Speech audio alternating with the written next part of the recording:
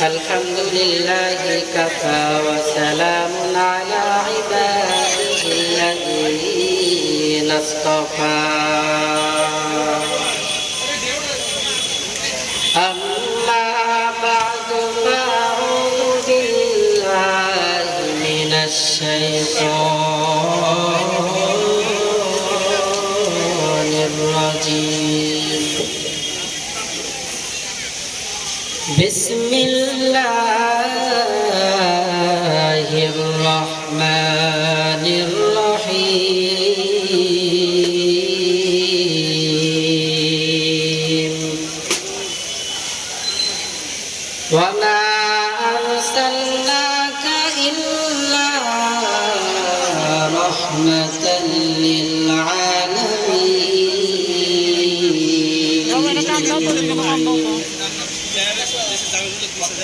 وقال رسول الله صلى الله عليه وسلم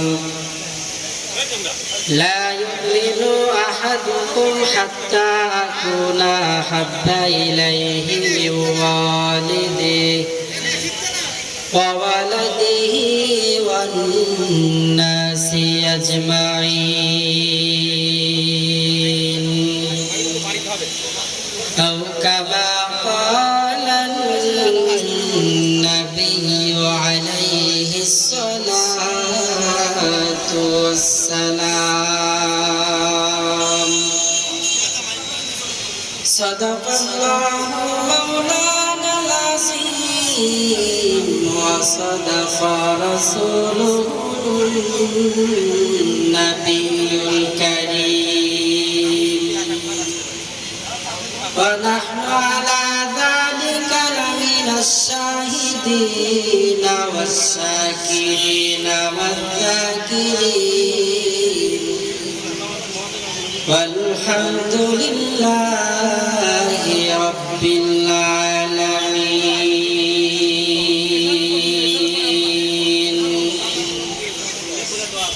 محمد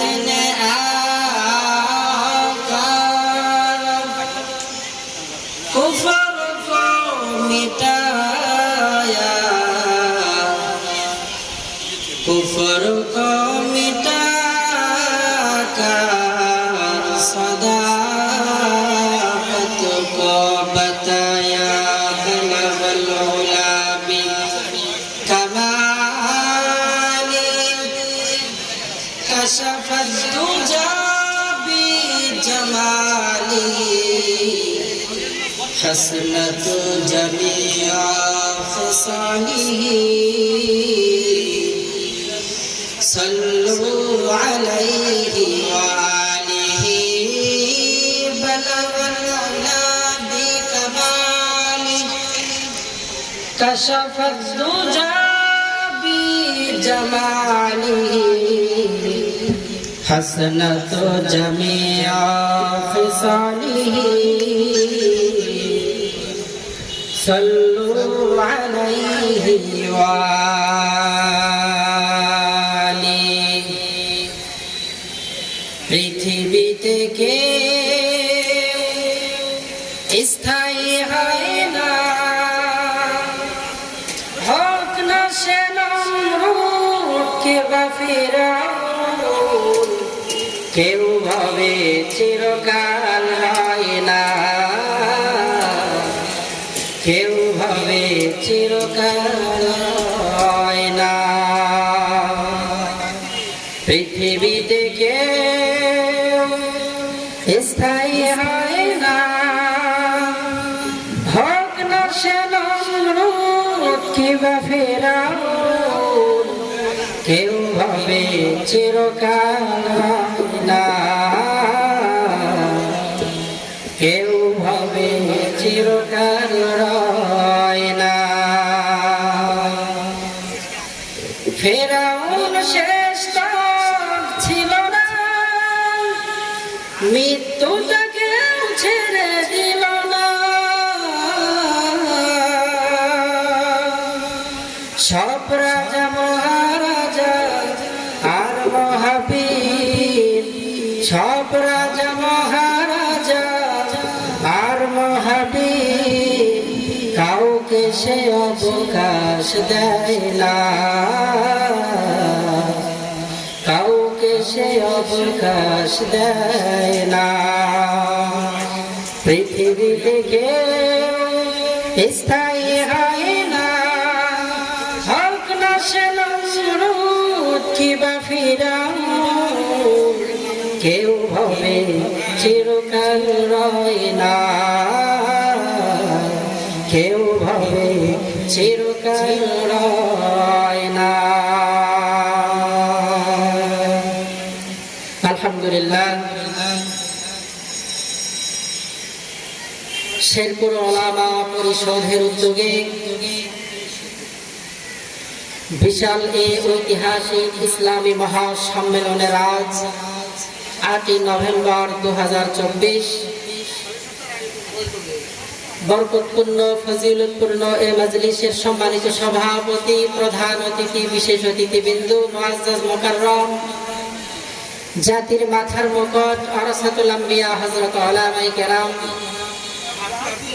আজকের এই বরকতপূর্ণ রহমতপূর্ণ ফজিলতপূর্ণ মাহফিলের চেয়ারকে আলোকিত করবেন সারা বাংলার উলামায়ে কেরামের অহংকার সুলতানুল ওয়াইজিন আল্লামা খালিদ সাইফুল্লাহ আইয়ুবী সাহেব দামাত বারাকাতুহুল আলিয়া, এবং আরো কথা বলবেন আমাদের উত্তরবঙ্গের কৃতি সন্তান, হাজারো আলেমের সেরে তাজ আল্লামা আব্দুল বাসিত খান সাহেব দামাত বারাকাতুহুল আলিয়া।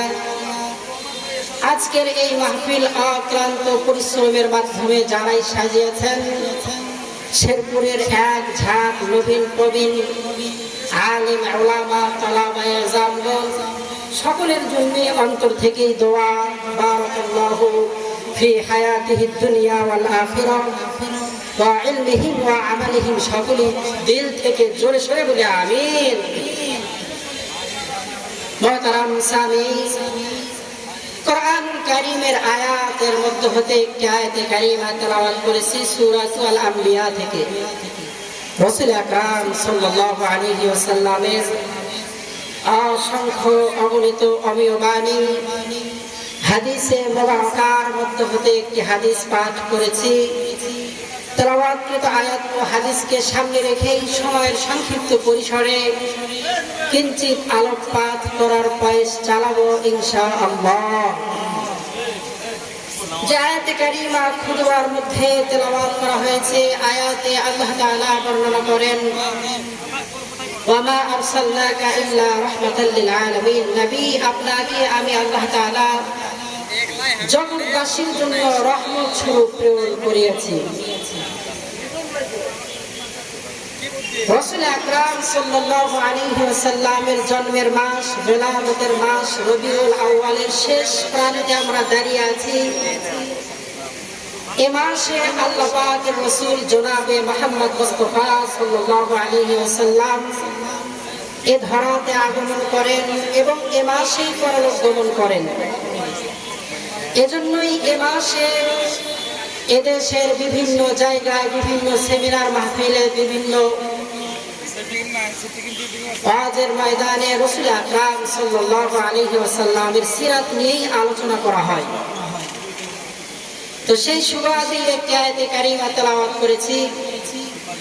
আয়াতে আল্লাহ তাআলা বললেন, নবী আপনাকে আমি আল্লাহ তাআলা জগৎবাসীর জন্য রাহমাতাল লিল আলামিন, রহমত স্বরূপ প্রেরণ করিয়াছি।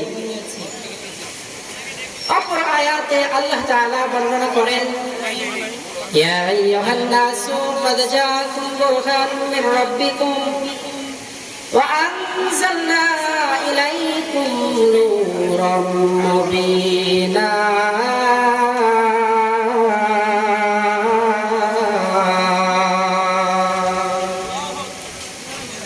আল্লাহ তাআলা বর্ণনা করেন, ও মানুষ, আমি রব তোমাদের জন্য ক্বাদ জাআকুম বুরহানুম মির রাব্বিকুম, বুরহান প্রেরণ করিয়াছি, মানে অকাট্য প্রমাণ প্রেরণ করিয়াছি। করিয়েছি।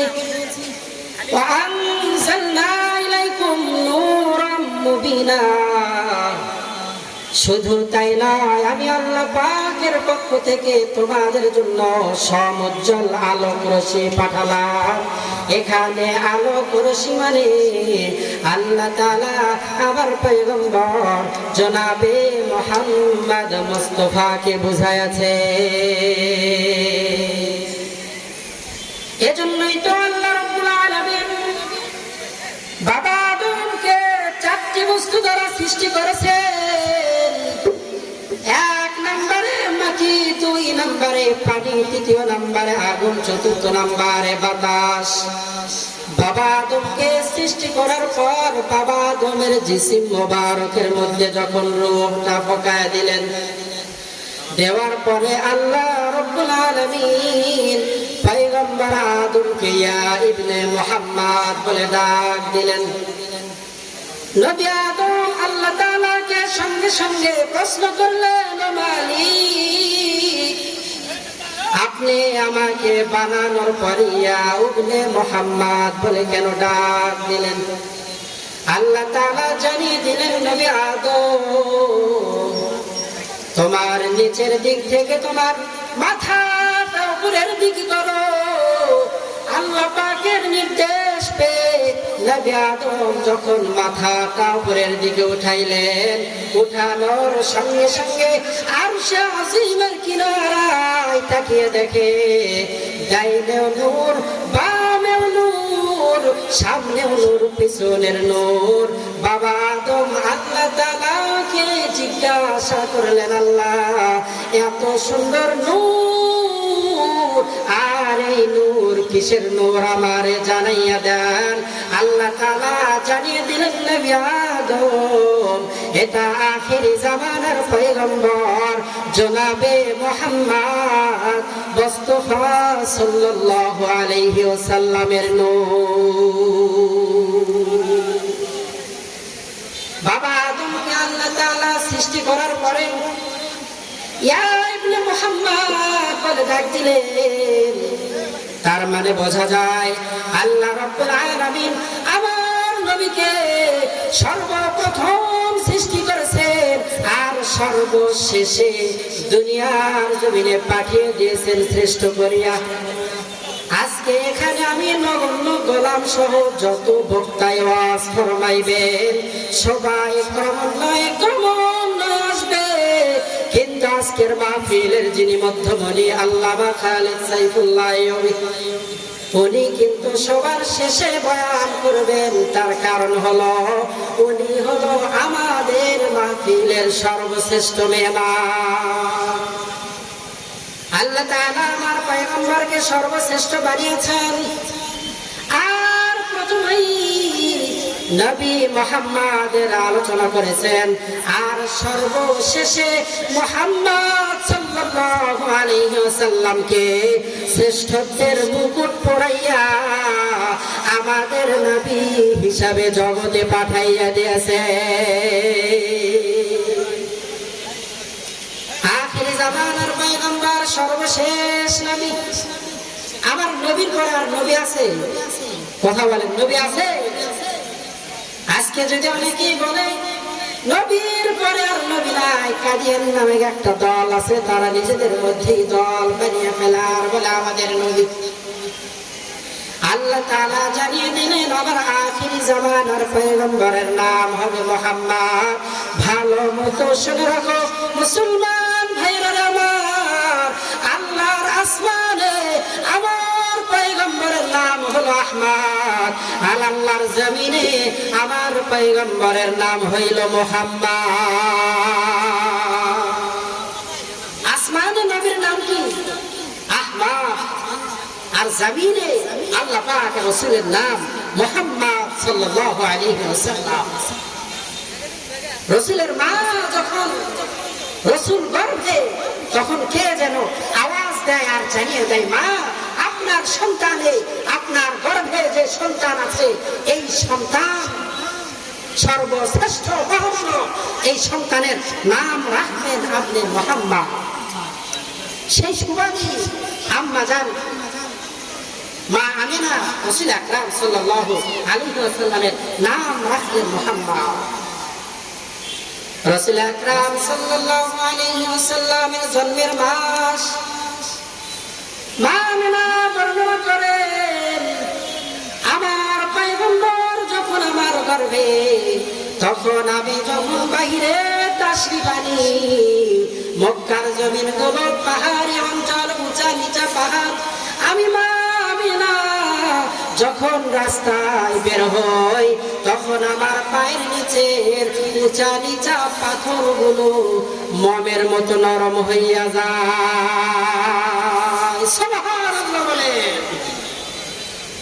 মা আমিনা বর্ণনা করেন আমার রাসূল যখন আমার গর্ভে,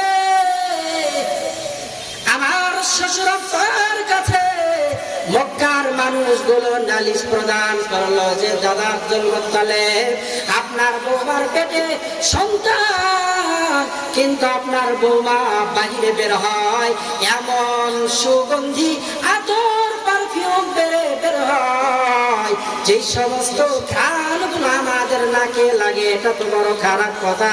দাদা আব্দুল মুত্তালিব মা আমিনাকে বললেন, বৌমা তুমি যে এত দামি দামি পারফিউম দেখে বাইরে বের হয়, এটা তো বড়, এটা তো বেশি ভালো কথা না। মা আমিনা বর্ণনা করেন, শ্বশুর আব্বা আমার যেদিন থেকে এই সন্তান আমার গর্ভে আসতে, ওই দিন থেকে আমি যে রাস্তায় চলি, ওই দিন থেকে আমি যে দিক দিয়ে ঘোরাফেরা করি, ওই দিন থেকে আমি যে বিছানায় শয়ন করি, ওই দিন থেকে আমি যে চেয়ারে বসি, ওই চেয়ার থেকে, বিছানা থেকে, রাস্তা থেকে মিশক আম্বরের চাইতে বেশি সুঘ্রাণ বের হয়। আল্লাহ পাক রাসূলের শানগুলো, রাসূল আকরাম সাল্লাল্লাহু আলাইহি ওয়াসাল্লাম যেদিন দুনিয়াতে আসবেন, সুবহে সাদিকের সময় রাসূল আমার দুনিয়াতে আসলেন। রাত ঘুটঘুটে অন্ধকার, মা আমিনা বর্ণনা করেন, এশারের নামাজ হয়ে যাওয়ার পরে আমি ঘরের ভেতরে অবস্থান করেছি। কিছুক্ষণ পরে দেখি ঘরের ছাদ আর স্বাভাবিক নাই, ঘরের ছাদটা উপর থেকে ফেরে গেছে। কিছুক্ষণ পরে কে যেন নূরের মশাল নিয়ে আমি মা আমিনারে সালাম জানাই, আর আমার ঘরের ভেতরে প্রবেশ করে। আমি বললাম, তুমি কে? সঙ্গে সঙ্গে জবাব দিলেন, আমি আমার সন্তান হাওয়া, আমি হাওয়া, আর আমার সর্বশ্রেষ্ঠ সন্তান মুহাম্মদ সাল্লাল্লাহু আলাইহি ওয়াসাল্লামকে দেখার জন্য আমি চলে আসছি। রাসূল আকরাম সাল্লাল্লাহু আলাইহি ওয়াসাল্লামের মাকে আবারও সালাম জানাই। বললেন, আপনি কে? বলে, আমরা জান্নাতের হুর গেলমান। রাসূলের জন্ম এক সময় হয়ে গেল, যাওয়ার পরে ঘরটা অন্ধকার, রাসূলের জন্মের কারণে পুরা ঘরটা নূরের আলোতে ঝলমল করে উঠল। দাদা আব্দুল মুত্তালিব বড় পাগল হয়ে গেছে, আর ডাকতে বলে, বৌমা আমার নাতিরে আমার কোলে উঠাইয়া দাও, আমার নাতিরে পাওয়ার জন্য আমি দাদা আব্দুল মুত্তালিব বড় ব্যাকুল হইয়া আছি। দাদা আব্দুল মুত্তালিবের কোলে উঠাইয়া দেওয়ার পর দাদা আব্দুল মুত্তালিব ডাকে বলে, এত সুন্দর মহামানব আমি তো জিন্দেগিতে দেখি নাই। দাদা আব্দুল মুত্তালিবের কথা বলার সঙ্গে সঙ্গে জিবরিল আমিন আগমন। জিবরিল আমিন এসে বললেন, দাদা আব্দুল মুত্তালিব আপনি দেখলে কতটুকুই বা দেখেছেন? আমি ওই আদম থেকে আজ পর্যন্ত যত মহামানব আর দানব দুনিয়াতে এসেছে সবাইকে দেখেছি। আমি জিবরিল এ কথার সাক্ষ্য প্রদান করতেছি, মুহাম্মাদের চাইতে এত সুন্দর চেহারাওয়ালার মানুষ আমি জিবরাইল আমার চক্ষু দ্বারা জিন্দেগিতে দেখি না। সঙ্গে সঙ্গে আল্লাহ তাআলা জানিয়ে দিলেন, জিবরাইল আমি আল্লাহ তাআলা কত মানুষ দুনিয়াতে পাঠাইছি, তুমি জিবরিল তো দেখলে মুহাম্মাদের চাইতে সুন্দর করে কাউরে পাঠাই নাই। জিবরাইল শুনিয়ে রাখো রে, আমি আমার রাসূল আমার প্রাণের প্রিয় দোস্ত হাবিবকে দুনিয়ার সব সৌন্দর্যের চাইতে অধিক সুন্দর করে বানিয়েছি। এক কথায় আমার রাসূলের চাইতে সুন্দর করে আমি আল্লাহ আর কাউরে বানাই না। রাসূল আকরাম সাল্লাল্লাহু আলাইহি ওয়াসাল্লামকে আল্লাহ তাআলা সর্বশ্রেষ্ঠ সুন্দর করে বানিয়েছেন। রাসূল নিয়ে আসলেন একটি জিনিস, উত্তম আদর্শ, আর রেখে গেলেন দুইটি জিনিস, কিতাবুল্লাহ, সুন্নাত রাসূলি। উত্তম আদর্শ আমাদের জিন্দেগিতে লালন করতে হবে। যদি লালন করতে না পারে আমরা ব্যর্থ উম্মত। উত্তম আদর্শ লালন করে আল্লাহ তাআলা আমাদেরকে কবরের বাড়িতে যাওয়ার তৌফিক দান করেন। ওয়া মা তাওফীকি ইল্লা বিল্লাহ। আসসালামু আলাইকুম ওয়া রাহমাতুল্লাহি ওয়া বারাকাতুহু।